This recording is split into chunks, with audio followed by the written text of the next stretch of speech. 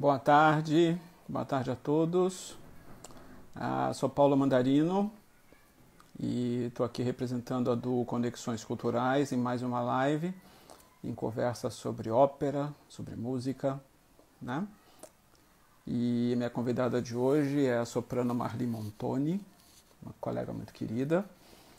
E antes dela aparecer, eu queria dar alguns avisos.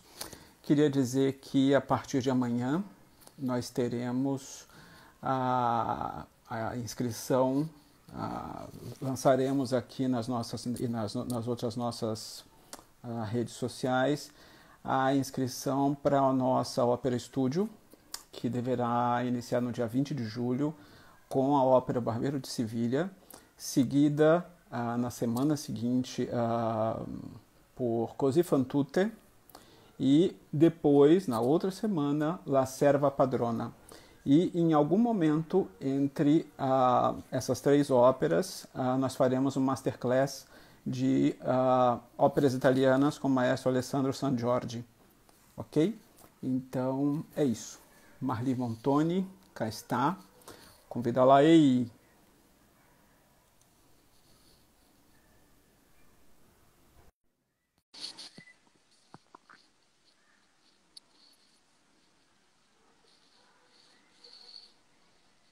Alô! Marli!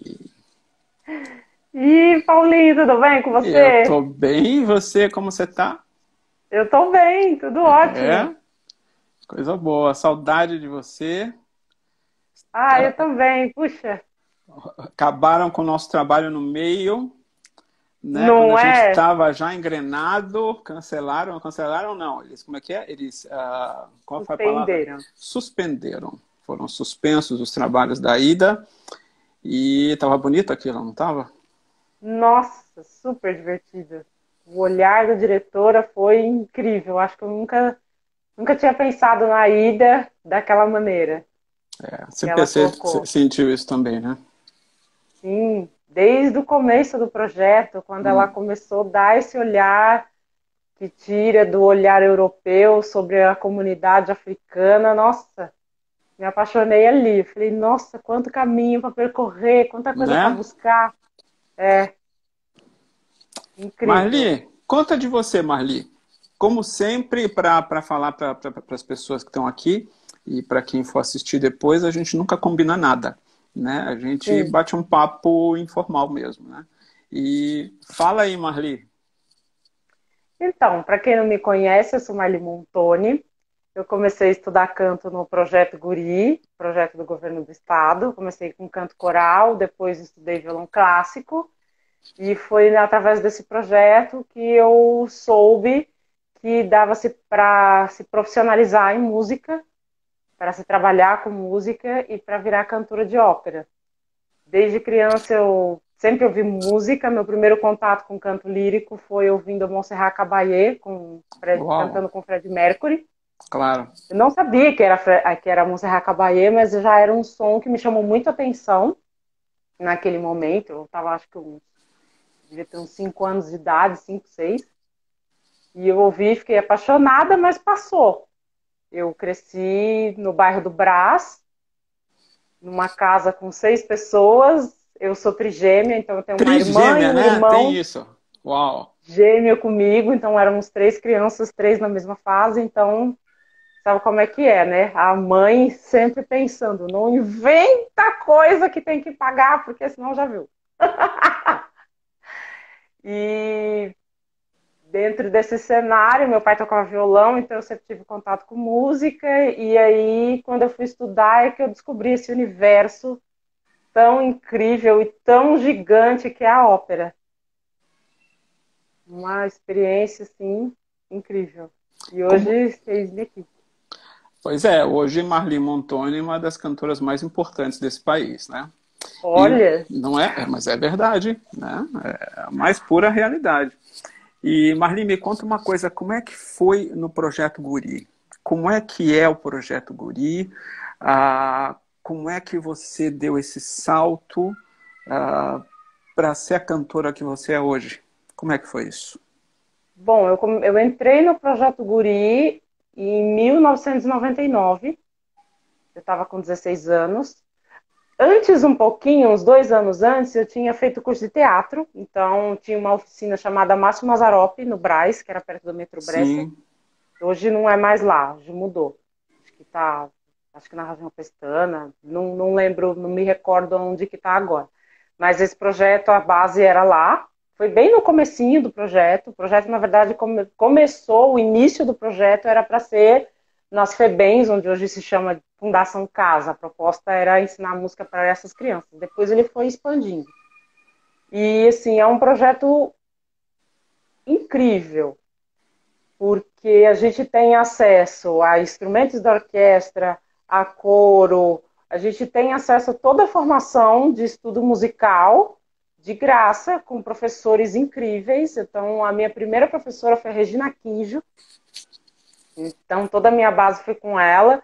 Violão eu estudei com Cláudio Veis, a gente tinha a oportunidade de tocar em orquestra, e lá com esses professores, como eles davam aula na ULM também, que hoje é na MESP, então a gente também acabava conhecendo que tinha um conservatório, que a gente ia ter um passo a mais profissionalizante, por assim dizer, porque como todas as aulas no Projeto Guri eram em grupo, então por mais que tivesse qualidade, você tem um número imenso que eu fazia coro, então era o trabalho de grupo. Então, quando eu entrei na ULM, eu fui estudar o canto lírico de verdade, o canto, esse canto milenar, eu fui estudar de verdade lá.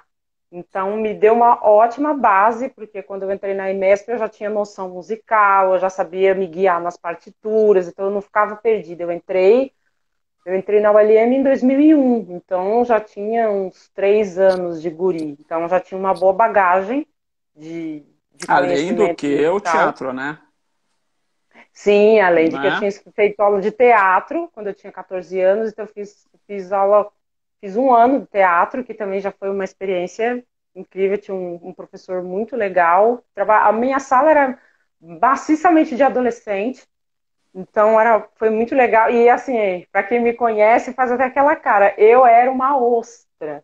Eu tinha vergonha até de falar meu nome. Bom, eu não acredito, ok? Tudo bem. Eu É. era. E aí eu descobri que eu cantava quando eu fiz teatro, porque aí o professor um belo dia começou a perguntar se as pessoas tinham outras habilidades, e eu resolvi falar que eu cantava. Criei coragem. E aí quando eu abri a boca para cantar, todo mundo assim, Mas você já cantava, como então, você... no chuveiro. Ah, cantava no chuveiro, pra mim. Eu não cantava assim. Olha, Eu tinha vergonha de para de cantar. mentir na live. Para de mentir na Não, live. não Estão tô falando aqui. mentindo, é Para de mentir na sério. live. A Camila está dizendo. Não, não é. Gente, beijo, Camila. Adoro ela, ela é incrível. Né, gente? Então, o que eu tava falando? Você estava mentindo na live, dizendo que, enfim. Não, eu falei que que eu era muito tímida. Então, Pois nessa, é, nesse, foi então, exatamente. e eu era mesmo. E aí o que acontecia? Meu pai tocava violão. Meu pai baiano veio para São Paulo, minha mãe paraibana veio para São Paulo, se conheceram aqui e a gente nasceu. E meu pai gostava de cantar pra gente. Meu pai queria fazer quase um Jackson 5, Olha né? só. Só que com três. Então ele pegava o violão e começava a cantar pra gente. Isso desde criança. E eu, por vê-lo cantar, eu acabava querendo cantar também. Só que eu tinha muita vergonha. E aí, quando ele falava, canta, nossa, eu queria morrer de vergonha. Queria entrar num saco e falar, gente, deixa eu sumir desse mundo. Eu não queria cantar, mas eu tinha aquele. Quando eu cantava pra mim, sozinha, sem ninguém me olhando, era legal, era gostoso.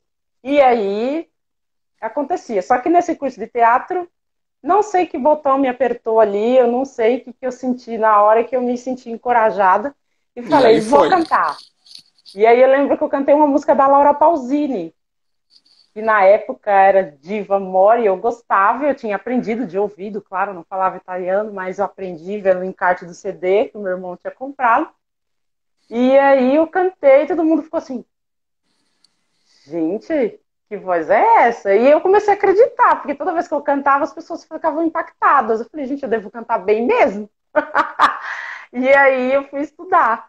Depois, no projeto Guri, eu fui me desenvolvendo, a Regina Quinjo me ajudou muito, foi me indicando os caminhos e eu sempre levei o estudo muito a sério, porque eu sempre fui muito CDF.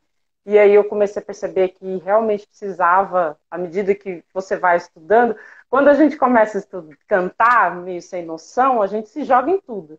Depois que a gente começa a estudar e a gente começa a ver que é sério, que para você ter um trabalho decente, você precisa de um nível de seriedade, e aí eu sempre estudei muito, assim, eu sentia que eu precisava muito me estudar para desenvolver uma boa técnica, para desenvolver um trabalho consistente, porque se eu preciso, como eu era meu objetivo era ser profissional, eu precisava de um trabalho Precisava consistente. fazer direito, né, Marli? Sim, com certeza. Com certeza, fazer direito eu acho que tem que ser a proposta de todo profissional, né? Acho que É, qualquer área, deveria. sobretudo a gente que trabalha com arte, entender que a gente precisa fazer de verdade e a técnica, quanto mais técnica a gente tem, mais ferramenta a gente tem para tocar o coração das pessoas, Pois para é. sensibilizar as pessoas para a condição do ser humano, né? Acho que a arte faz esse papel, sensibilizar as pessoas para a condição do ser humano. Então a gente precisa realmente de material e de técnica e de um trabalho consistente para poder fazer isso. É porque as pessoas elas pensam que quando elas sabem cantar, quando elas têm técnica, aquilo já é arte, né? Mas não, a técnica só possibilita a pessoa a fazer a arte, Nossa, o canto é uma coisa tão ampla. não é? Eu me apaixonei pela ópera justamente por essa amplitude. Primeira vez que eu assisti uma ópera na minha vida foi em 2002. Eu já estava namorando com Ulisses. E a gente se Poxa, conheceu no coro do olha só. estado. A gente se conheceu criança, né?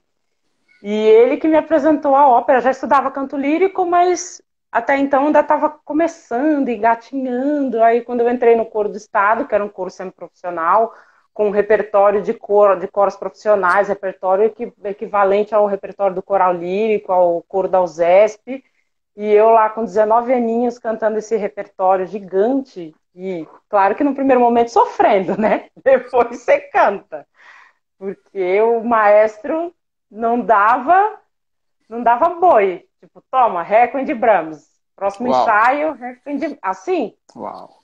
E a galera tinha que... Missa si menor de Bar, vamos lá. Só coisa simples, né, Marli? Só coisa simples. E eu entrava em desespero, que eu olhava aquilo e fazia assim, gente, e agora? E agora que eu vou ter que cantar, se vira. Então eu estudava muito. E aí a gente se conheceu nesse processo. E um belo dia ele virou para mim e falou assim: Você já assistiu uma ópera? Eu falei: Não. Ele, vamos no Teatro Municipal? Eu falei: Vamos. Ele falou: Vai ter Macbeth. Eu não sabia nem o que era Macbeth. Eu era bem perdida, mas na época não tinha Google também, porque hoje você dá um Google é mais fácil. Você Na sabe época não tudo, tinha né? Google. Você tinha que ir, ou você ia na biblioteca mesmo procurar o livro e rezar para ter, ou fica no escuro. Ele sabia a história, me contou um pouquinho e a gente foi assistir. Gente, a hora que eu entrei no teatro, que eu vi aquela música, e, e ópera é teatro, então eu já gostava de teatro. Quando eu vi que dava para juntar com a música, eu fiquei louca. E aí, a hora que eu vi a Gayle Gilmore, foi a soprano que cantou no dia que eu assisti, que ela entrou cantando aquela área incrível, eu fiz assim, gente, eu quero isso. Eu quero isso para a vida. Não sei como que faz, mas eu quero. E, nossa, isso me impactou de um jeito que depois disso eu fiquei, nossa, eu quero ópera.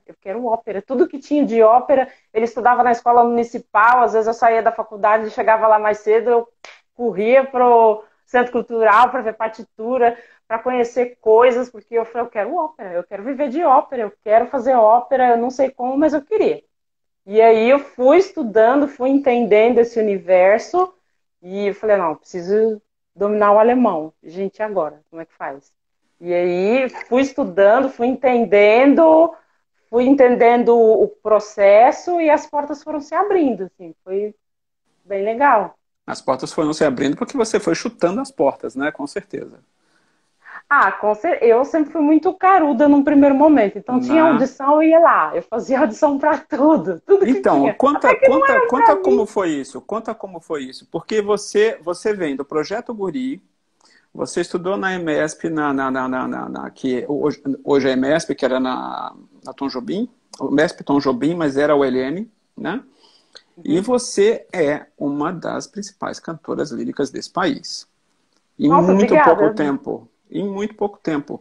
E eu queria muito que você dissesse como foi esse processo, ah, as coisas que você fez, como você estudou, as dificuldades que você teve, como você suportou essas dificuldades, como você chutou essas dificuldades. Enfim, queria que você falasse um pouco desse processo é tão difícil que a gente sabe como é difícil, né? Fala pra gente. Ah, já tem uma pergunta aqui. Do Estevão. Como você manteve a A resiliência. resiliência e a persistência depois de fazer tantas audições? Então, quando eu comecei a entrar nesse processo de querer cantar propriamente, a primeira audição que eu fiz na minha vida foi pro Coro do Estado. Então, eu lembro que eu fui, estava lá, preenchi a ficha, tinha que cantar uma área de ópera e fazer o solfejo. E a prova escrita de teoria musical, que era bem difícil. Na época eu tinha pouco tempo de estudo, quando eu sentei, a gente tinha que fazer primeiro a prova de teoria, depois a prova de canto. Eu saí da prova de teoria perguntando onde é que era o metrô. Era lá no, o LM era lá no Três Rios, era uma reta só até o metrô, mas eu saí de lá e fiz assim, gente, para que lado que é o metrô? Porque eu saí impactadíssima, que eu falei, gente, eu não tenho nível para passar nessa prova. Mas, a próximo dia era a prova de canto, eu falei, já tô aqui mesmo, vou me jogar.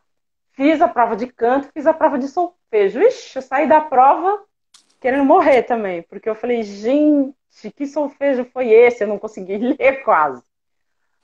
Mas não sei por que o maestro gostou da minha voz e eu passei assim, todas as provas, o mínimo era 50 pontos. O máximo era 100. Eu passei com 50, redondo, assim. Uau. A portinha Inclusive, fechando, eu inclusive, passei. a prova de canto. Isso, juntou tudo, a gente fazia as provas, juntava tudo. A prova de canto foi a que eu fui melhor, a que tinha que Sim. cantar. Agora, a que ler a teoria, eu fiz assim, deuses. E aí eu passei.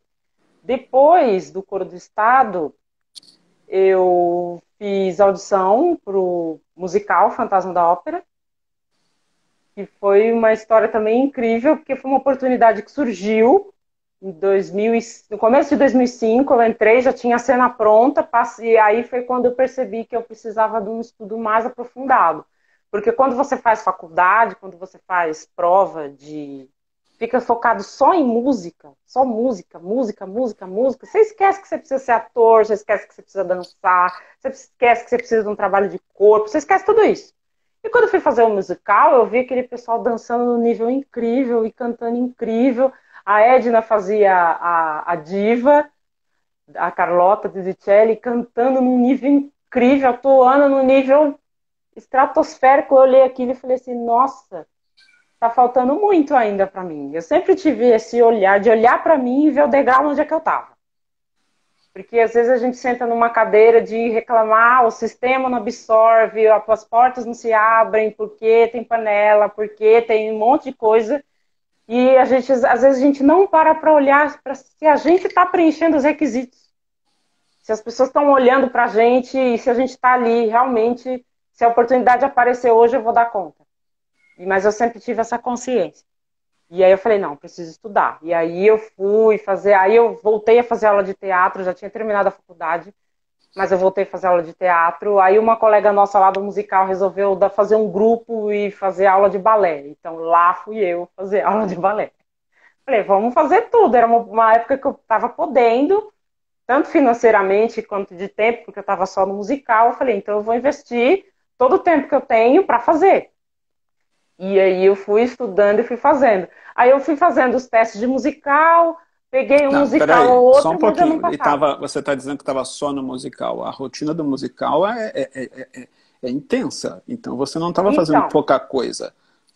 sim, mas qual que era a minha preocupação? Quando a gente fica só no musical, e assim, você canta, você sabe.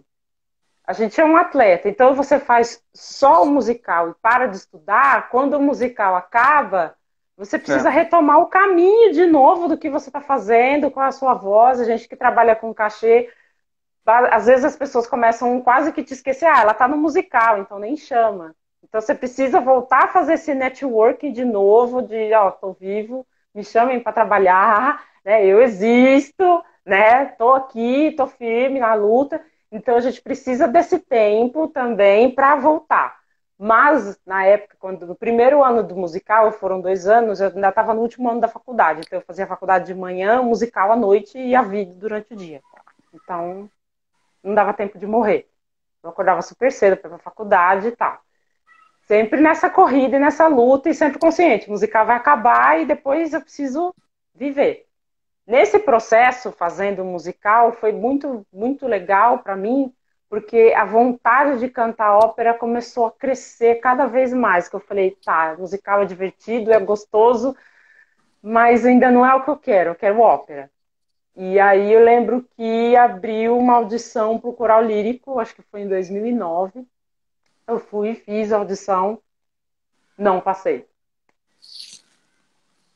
Aí eu falei, nossa, e agora? Não passei, como que vai ser isso? Você É não claro passou que quando você... exatamente por quê? Por qual razão? Não sei, porque a minha prova de canto foi legal, eu julguei que foi legal, a leitura foi muito simples, então eu falei assim, gente, a leitura é fácil assim? Não sei. Mas Mas assim, a gente simplesmente sabe, não passou, ok. simplesmente tu pagar, é muita gente para uma vaga. Eu lembro que o ano que eu fiz, acho que passou 2. Acho que tinha mais, quase 100 inscritos. A inscrição fechou um dia antes, porque já estava assim, já tinha gente demais já, acho que já estava no quarto dia de inscrição, já tinha quase 100 pessoas, só vozes femininas. Claro. Ai. Então, chegou uma hora que o povo, não, chega, chega, que nós vamos dar conta de ouvir tanta soprano, tanta mesa. E aí, eu fiz a prova, não passei, e aí eu parei para pensar. Falei, nossa, e agora? Não passei. Aí eu comecei a pensar, mas é o que eu quero de verdade? Sentar na cadeira de cantar em coro? É legal, mas não era o que eu queria. Eu queria atuar como solista, eu queria atuar como atriz, porque embora cantar em coro é legal, mas é um trabalho muito diferente de solista, né? Você sabe disso. Então, eu fui, e aí de 2000, a minha primeira ópera que eu cantei completa, com papel, foi em 2008, que foi Porgy and Bess, uma produção com a Edna de Oliveira, com a Edneia, com a Galiza, e eles me chamaram para fazer a Mariah. E eu me diverti muito, foi incrível, assim, foi uma oportunidade que eu falei, não, eu estou no lugar certo, é aqui que eu tenho que estar. Sabe quando você sobe no palco e fala, não, é aqui que eu tenho que estar. E eu fui estudando, e aí nesse período de 2009 a 2014, que foi quando a carreira deslanchou mesmo de cantar só ópera, eu fiquei fazendo recitais. Porque eu precisava cantar. Então eu dava aula, fazia cachê e vendia meus projetos. Então eu sou casada com tenor. Então eu sou soprano, tem Pronto. um mundo de cachê. Tem um mundo de repertório, um mundo de coisa para fazer. A gente escrevia projeto e ia atrás. Então a gente começou com essa energia de ser produtor também. E também foi um aprendizado muito interessante, que a gente já começa a olhar para as produções e fazer assim, ai, coitado do produtor. Tá sofrendo, resolvendo tanta coisa, porque tem que resolver tanta coisa, e a gente produz e depois vai cantar. Então, 15 minutos antes, você tá lá vendo se a luz está no lugar certo, em pé em cima da escada, e desce, põe o vestido e entra no palco como se nada tivesse acontecido. Linda, é maravilhosa e pronto. E a voz tem que funcionar, né? E a voz tem que funcionar. Então, Claro. é um trabalho de autoconhecimento também, para a gente entender o quanto de energia eu vou empreender nas coisas para não comprometer a minha performance. Que foi um aprendizado muito grande nesse processo.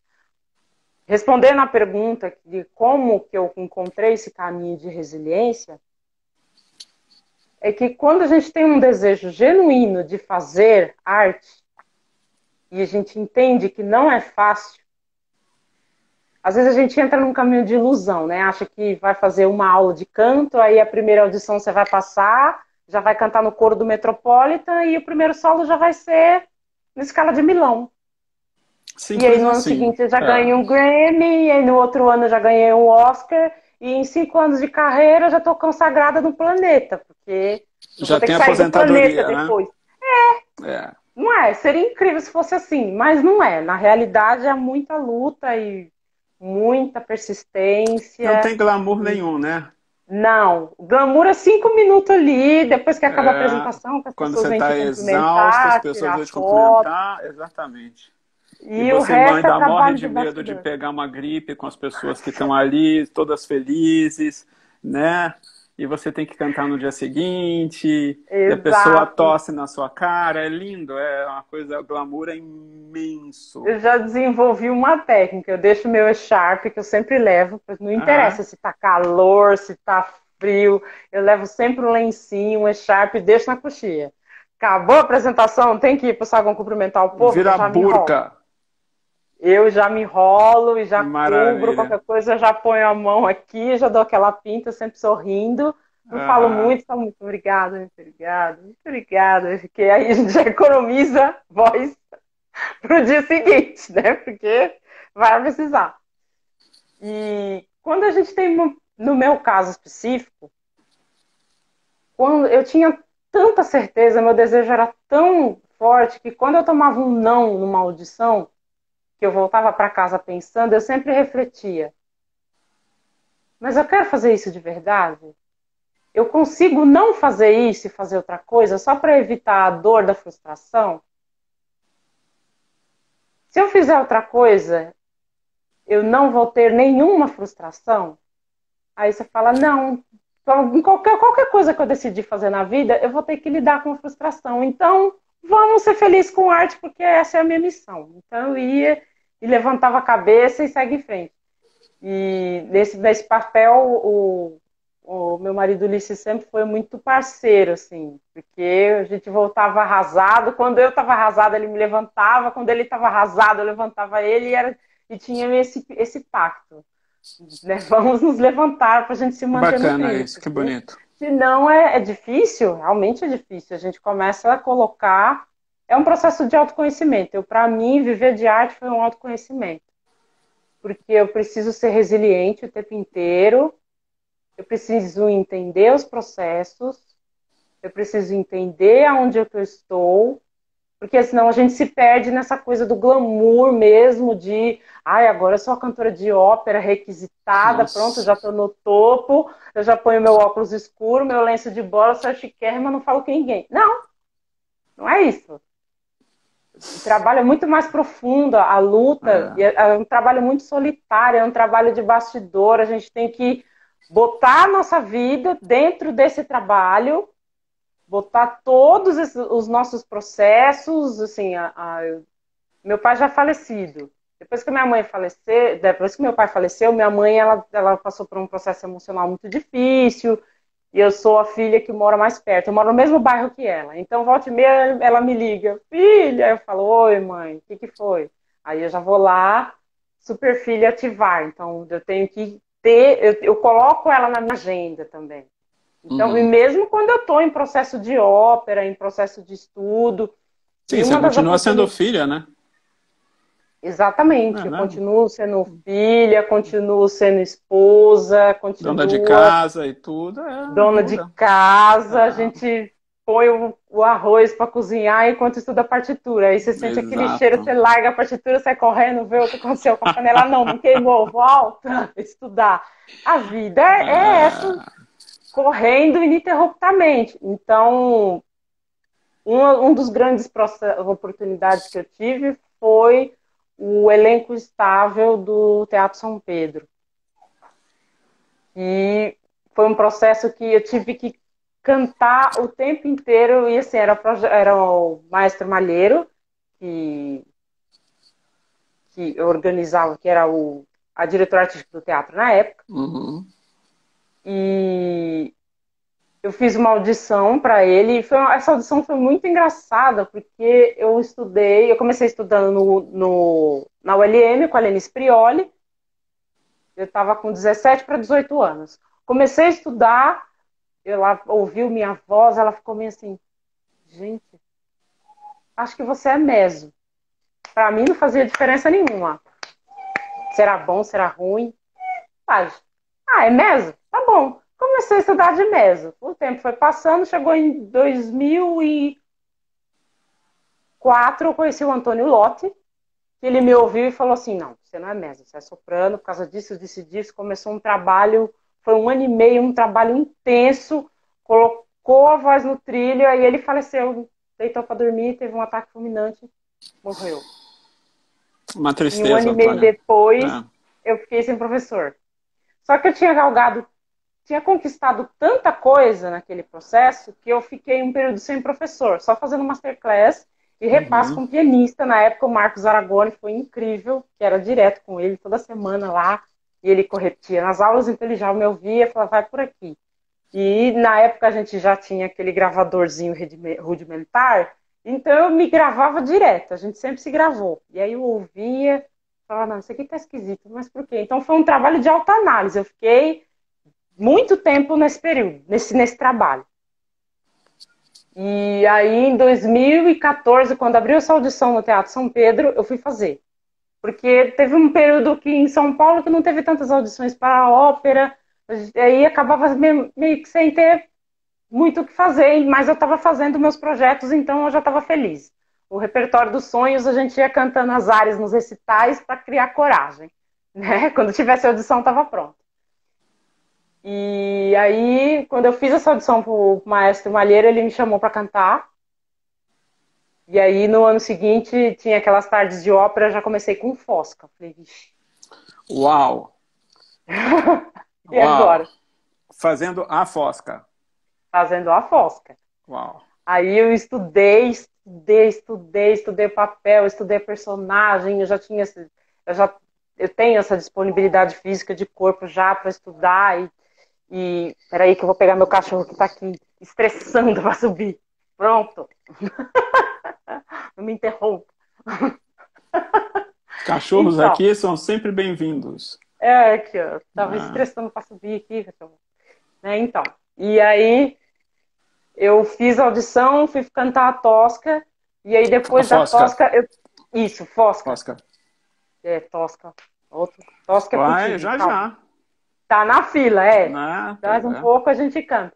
Aí cantei, depois da Fosca, eu fui engatando um trabalho no outro, assim, um nível tipo rápido, tudo muito rápido, tinha que aprender muito rápido, então isso foi um treinamento incrível, porque eu descobri habilidades que eu falei, gente, aprender uma ópera em menos de um mês, ter que estudar tudo, papel, É, idioma, o texto, tudo no e é corpo. muito curioso, é bom que as pessoas entendam que estudar uma ópera em um mês, ou até às vezes menos tempo, não é você aprender a música e ser capaz e conseguir decorar aquilo só.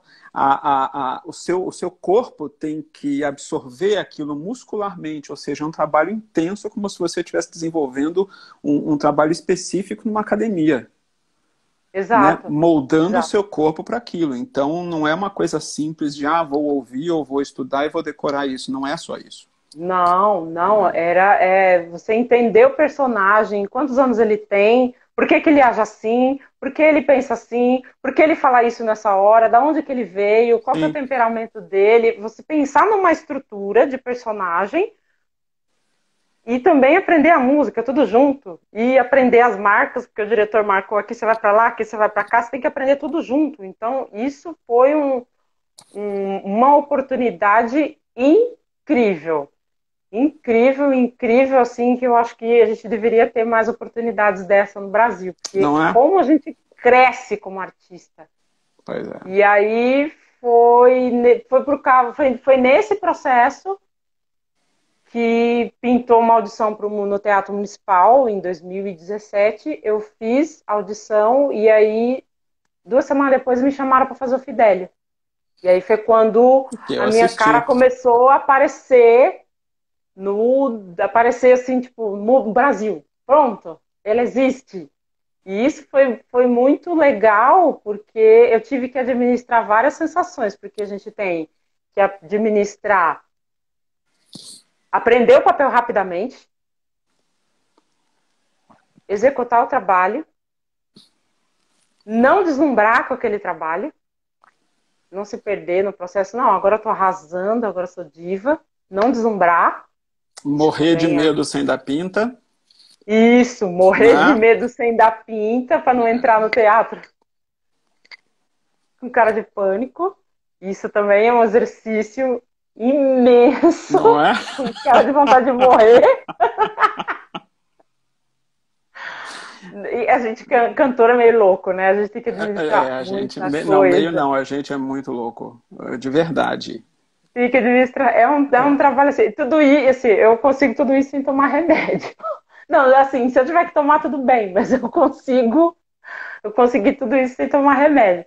Então, é um processo espiritual, de autoconhecimento, de olhar para si e falar assim, não, calma, é um trabalho só. Se você errar aquela nota, ninguém vai morrer, nem você vai morrer. Eu Não não dá vou para morrer. levar. Assim, a gente leva a sério, mas a gente não pode levar tão a sério. Não, ninguém vai Né? morrer, É, né? é. Eu não sou médica que se eu não matar, eu alejo a pessoa. Sim. Hum, Eu sou uma cantora, então aí quebrei aquela nota, tá tudo bem. é. Na Só próxima acontece eu com quem acerto. faz. É, você Né? está fazendo, vai acontecer. Se você não está É, fazendo, você está sentado criticando, né? Eu sempre falo exatamente. isso. Se você Exatamente. está criticando, você não está fazendo. Porque se você está fazendo, você está tão empenhado, é tanta coisa que a gente tem que olhar, que às vezes não dá tempo nem de olhar para o outro. Ou alguém fala, ó, vai ter tal coisa lá. É mesmo? Puxa, que Ah, legal, eu não estava é. nem sabendo, Pois porque você é. está tão envolvido no seu processo e nesse processo de se encontrar, de se achar, de construir a voz, para mim foi muito interessante porque eu tive que encontrar meu repertório, porque nesse processo de estudar de mezzo e de soprano, eu fiquei numa amplitude tão gigante que tinha hora que eu falava assim, gente, quem que eu sou? Quem sou eu? Eu mesmo, quando te ouvi pela primeira vez, eu te ouvi pela primeira vez quando a gente fez um concerto em Campinas, Isso, né? Com a exatamente. Lígia Madio e o Rodolfo Giuliani, a gente fez Carlos Gomes. Eu E, tava morrendo de medo, eu falei, gente, Paulo Mandarino e o Rodolfo Giuliani, meu Deus! imagina. E eu lembro bem, a hora que você abriu a boca, foi uma sensação, porque eu não te conhecia, né? E a hora que você abriu a boca, eu falei, meu Deus, o que que é isso? Eu fiquei em dúvida se você era soprano ou se você era mezzo-soprano, mas aí a coisa foi indo, eu falei, não, ela é. Ela é. E, nossa, que maravilha. Né? E muito, muito feliz mesmo de participar daquilo com você. Né? Foi um É, eu concerto lembro que a gente lindo. até conversou um pouco sobre voz e tal. Foi Hum, bem bacana. Assim, eu sempre fui muito aberta a esses processos. Então, quando eu vi os grandes cantores, e para mim, você é um grande cantor. Então, muito quando a obrigado. gente começou a conversar de canto, eu falei, nossa, eu vou aprender. Nossa, que oportunidade. Eu sempre sou dessas de aprender, assim, de Mal buscar sabe você que aprender. você está ensinando também. É, então, mas eu sempre Né? sento nessa cadeira do aprender.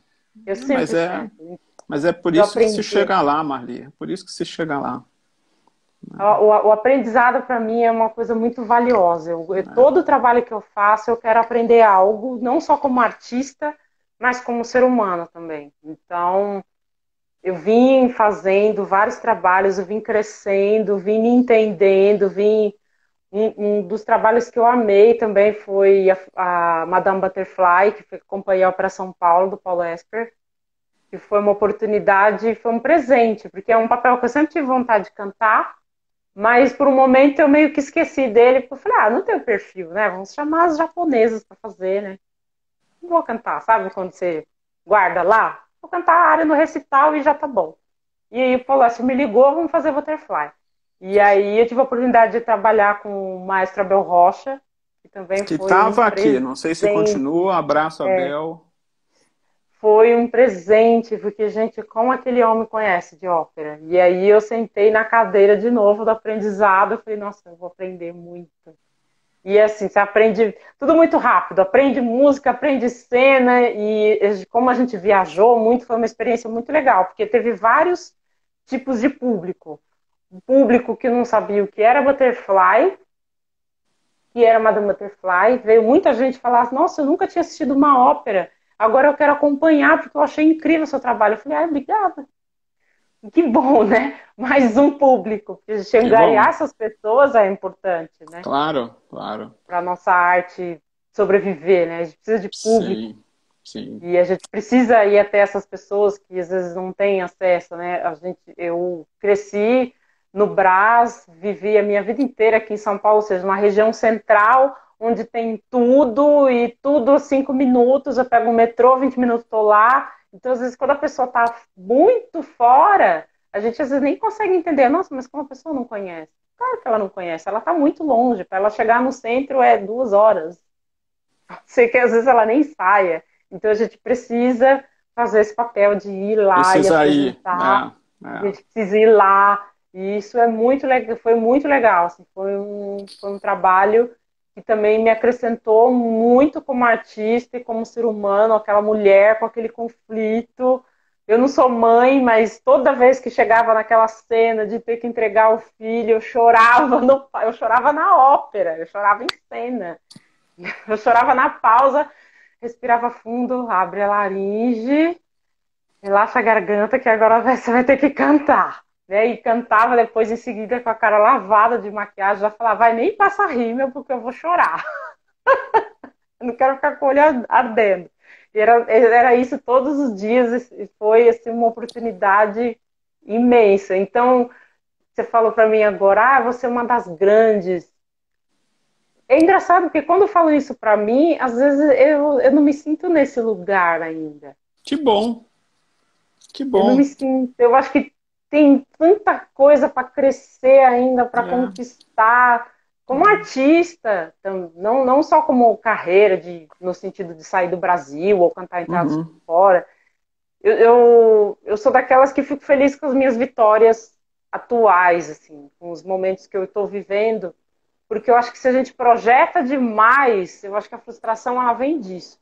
Se a gente acha que Sem daqui a dúvida. 2 anos eu tenho que estar no Metropolitan e por um acaso daqui a 2 anos eu posso estar na minha casa, eu vou ficar frustradíssima porque eu vou olhar para mim e falar, puxa, eu não consegui, É um eu sou uma passo de cada vez, derrotada. né, Marli?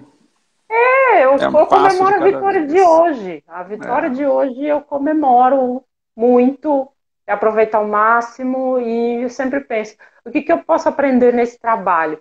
Toda vez que me convidam para cantar um personagem, eu sempre vou lá olhar a sinopse da ópera, quando não conheço, e entender a personagem antes de dizer sim, porque se eu sentir que eu tenho algo para acrescentar e algo para aprender com aquele papel, eu falo, nossa, essa oportunidade, vou agarrar porque eu posso crescer muito como ser humano e como artista também com esse papel. Eu sempre penso nisso. Olha E só, sempre vou para o palco com esse sentimento de acrescentar na vida das Uhum. pessoas, de quem está me vendo e quem está em volta. E não tenha dúvidas que acrescenta. Olha só, Ulisses aqui, sou testemunha de cada desafio, de cada conquista dela. A força dessa menina é imensa. Parabéns pro casal, né? Nossa, Ah, Estevão, fala. é, eu ia falar que essa força, ela vem eu acho que todo ser humano, todo mundo tinha que encontrar qual que é a sua missão. E é uma resposta muito, é uma coisa muito profunda, assim. Eu entendo que missão é qual que é a marca que eu vou deixar no mundo. Quando eu morrer, a gente está vivendo essa noção de finitude agora com essa pandemia, assim, muito, Uhum. muito forte, porque as pessoas estão aqui e de repente do nada você fala, foi, como assim foi? A pessoa estava bem, então, pegou o Covid e Foi. foi embora. Então, quando a gente se depara com isso, a gente começa a entender que, nossa, eu preciso deixar minha marca no mundo. O que eu vou fazer de grande? Até através do quê? Qual que vai ser a minha ferramenta para deixar essa marca no mundo positiva? E no meu caso específico, o que me faz levantar todos os dias e ter coragem de cantar, mesmo quando os dias são difíceis, é esse senso de missão. Hum. Tem que seja uma pessoa que eu impactar. Quando a pessoa vem e fala para mim assim, nossa, você realizou. Uma vez eu ouvi isso, que eu tive que me segurar muito para não chorar. Que a pessoa falou assim: você realizou o sonho da minha vida. Meu sonho era ver um soprano ao vivo. Era um senhorzinho, assim, ele devia ter quase 80 anos. Nossa, eu quase morri aquele dia.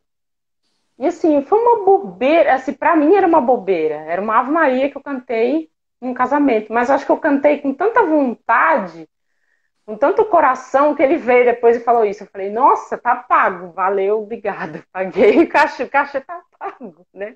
Eu falei, nossa, acrescentei na vida dessa pessoa, que é uma coisa que às vezes a gente não dá valor, né? Quando a gente vive com arte. Então isso me dá muita coragem de levantar todo dia e falar assim, não, eu vou cantar. Eu vou fazer algo, eu vou sobrepor esse desafio. Tá difícil, mas eu vou vencer, vamos lá. Eu Muito sou bom. maior que isso. O Estevão está fazendo outra pergunta aqui. Que conselho você daria aos jovens que não deram para você quando você era estudante? Nossa, profunda essa pergunta. Que conselho que não deram para mim, Que você daria, que você hoje reconhece que seria importante saber, né? que seria importante saber? Primeiro, tenha os pés no chão, não se iluda, saiba o que você quer fazer, que história que você quer contar para sua vida. Eu acho que a gente tem ninguém escolhe trabalhar com arte, seja ela qual for, canto, teatro, dança. Ninguém escolhe porque vai pagar bem. Ninguém escolhe porque vai ter status. A gente escolhe porque é um chamado da alma. Porque a gente não pode fazer outra coisa, né? A gente não consegue fazer outra coisa. Se a gente arrumar um emprego no banco, com tudo, com com salário, com 13º, com plano de saúde, com tudo, a gente não vai ser feliz. É. Vai chegar uma hora que a gente vai ter que fazer terapia, tomar remédio para dar conta. E aí as pessoas vão olhar pra gente e falar assim, ela tá louca, ela é bancária, ela tem toda a segurança do mundo. Por que ela tá sofrendo? Porque ela não tá fazendo o que ela ama. E eu acho que ter essa noção de que o caminho não vai ser fácil é uma das coisas. Ter a noção de que a gente vai ter que estudar muito e que a gente vai ter que ouvir, muitas vezes, ouvir 50 mil nãos para depois ouvir um sim, e entender que isso faz parte do processo, e entender que isso faz parte do mundo que a gente está inserido, no sentido de nós, artistas, cantores, ou instrumentistas, ou bailarinos, ou atores, nós somos um produto. Então, quando pensam num projeto, quem tem condição de levantar esse projeto? Nenhum produtor vai ser louco de investir a ficha em alguém que ele não sabe quem é, não sabe de onde veio, não sabe se a pessoa vai dar conta, não sabe se ela vai dar problema no meio do projeto. Os produtores querem dormir felizes, eles já têm tantos problemas na cabeça que eles querem dormir felizes, que pelo menos o elenco vai dar conta. Então, às vezes, a gente faz audição, não é que a gente foi terrível, a gente só não impactou naquele momento. Por exemplo, a gente ficou tão nervoso, não conseguiu lidar com aquela pressão, a gente cantou, ao invés de dar 80%, a gente deu 50%. E às A vezes é gente não isso mesmo vendeu que o você está peixe. falando. Às vezes é exatamente isso. A pessoa, às vezes, prefere uma pessoa que não canta tão bem quanto você, mas uma pessoa com a qual já trabalhou e que tem plena consciência e Sim, certeza de que aquela pessoa vai executar bem o trabalho, né? E às vezes é não só vai dar isso. problema, às vezes é só Exato. isso, vai dar problema, ela sabe de onde que a pessoa veio, que ela vai chegar no horário, que ela vai chegar com a partitura lida, que tá tudo Sim. bonitinho, do que dar um tiro no escuro e falar, eu vou chamar essa daqui que eu nunca vi. Por alguma razão, isso aconteceu comigo, de pessoas que olhou e fez assim, não, vou dar uma chance para ela. E aí cabe a nós assim agarrar aquilo com unhas e dentes e dar o nosso máximo. É claro que não é cantar para agradar o outro, é fazer o nosso trabalho com muita seriedade. Porque se a gente está preocupado em agradar o outro, a gente esquece de. A gente não faz isso porque você está focado em agradar o outro. E não fazer um trabalho que toque o E não coração fazer das arte, né? pessoas e É não isso fazer aí. arte. Quando a gente faz arte, a gente vai para um caminho muito mais abrangente, um caminho muito mais profundo. A gente abrange muito mais pessoas, a gente agrega muito mais valor, não só para nós e para quem está assistindo. a gente cria aquela sinergia. Não é fácil, mas é possível. É um trabalho de muito autocontrole. A gente tem que segurar as nossas ansiedades, às vezes acolher os nossos sentimentos, entender o momento que a gente tá naquele momento, tipo, eu tô cantando Aida, mas eu não tô soando como a Leontine Price. Porque você não é a Leontine Price, tá Claro. tudo bem. É. Você pode fazer, né? Que tal você arrasar sendo você mesmo? Pode ser mais interessante, né? É um processo muito grande isso, de olhar para si e falar assim, isso foi uma coisa que eu tive que vencer. Então, isso são coisas que ninguém nunca me falou. Eu fui aprendendo a como me apresentar, como me portar, e esse processo de resiliência, de entender que eu vou ter que tombar muito antes de tomar o sim, e aquele sim vai ser o sim da minha vida, não interessa se eu vou fazer a protagonista ou se eu vou correr no fundo, no escuro, de roupa preta. Vai ser a corrida da minha vida. Vai ser a corrida do Oscar. Sabe? O nível de seriedade para mim é esse. Vai ser a corrida do Oscar. Que Vai ser bonito o isso, Marli. papel da minha vida. Então, quando a gente tem isso em mente, não interessa o trabalho. Se é pequenininho, se é enorme, eu vou fazer com a mesma seriedade. Nossa, a vida fica muito mais leve, porque a gente sai do palco com aquela sensação de missão cumprida. Não interessa o que aconteceu ali naquele dia. Se o coleguinha errou, não interessa. Você sai com o seu coração tranquilo, porque você cumpriu a sua missão. Vá para casa dormir feliz e vamos arrasar na próxima resta. Amém, né? Olha só, bem-vindos, tanta gente bacana aqui. Tava a Ana Lúcia Benedetti, tava a Thaís, eu vou esquecer aqui, não vou conseguir Ana falar tudo. Lúcia, Catarina Taira, o Ulisses, fofíssimo, o Estevão, bem-vindo, o Ramon Londinho estava aqui também, o Abel Rocha estava. Wesley Barreto pergunta, Marli, quando você vai participar do meu programa Live Wesley Conversa? me chama! Então, aqui, olha, tem o Marcos Paulo, tem o Sábio Esperandi, o Elaine Kazer, cadê aqui o Marcelo Mesquita dando abraços, um bando de gente querida aqui, o Rose Bom Jardim, enfim, um bando de gente bacana aqui. Desculpa quem eu não falei, né? Mas responda o Wesley aí. Então, já respondi, só me chamar. Só chamar o Wesley, é isso aí, Wesley. Só me chamar. Né? Marli, como é que você estuda uma partitura? Você está falando aí de várias coisas já, né? Você já falou da sua formação de teatro, falou da sua formação como musicista, que você tocava violão clássico, então você lê música. Enfim, como é que você lida com a partitura? Bom, quando me chamam para cantar uma ópera, a primeira coisa que eu faço antes de pegar a partitura, ler o libreto. Quem sou eu? Para onde eu vou? Que história que eu conto? Com quem eu me relaciono? Primeira coisa que eu preciso saber. Depois que eu leio o libreto, que eu sei o que eu vou fazer, aí eu pego a partitura e vamos para a parte musical. Vamos entender as bolinhas, a harmonia, por que tem aquela harmonia, por que tem aquele acorde, e eu sempre junto com o texto. Então não é a bolinha a qual você se refere, não é a bolinha correspondente à sua voz. As bolinhas correspondentes aqui à música. A música. Vamos estudar a música. Sim, sim. Porque, para mim, funcionou muito esse processo de estudo. Se eu sei o que eu estou cantando, quem é o meu personagem, a voz ela vem quase que naturalmente.